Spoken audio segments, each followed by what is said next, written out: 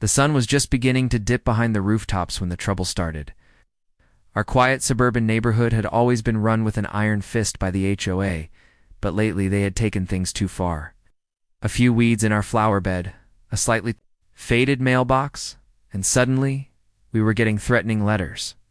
My wife Carolyn mostly ignored them. She had the patience of a saintor, so I thought. On that particular Friday evening, the HOA president decided to escalate.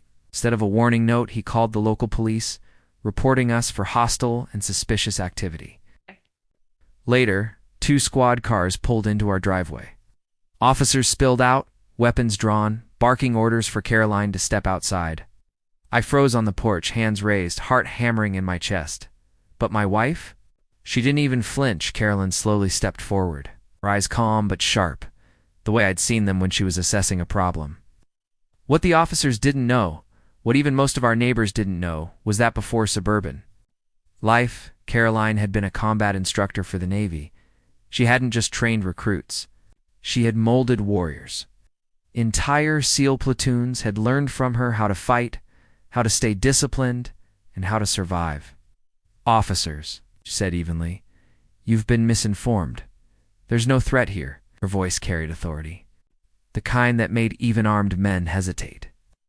One officer barked back, trying to reassert control, but Carolyn took a single step forward, hands still at her sides. Her posture shifted, not aggressive, but commanding. I recognized it immediately, the stance of someone who knew she could take control of the entire situation in a heartbeat. The tension was so thick I could feel it pressing against my chest. Then, like a switch flipping, one of the younger officers lowered his weapon. He looked at Caroline with dawning recognition. "Wait," he muttered. "Ma'am, were you at Coronado? Training Cycle 08. Caroline allowed herself the faintest smile.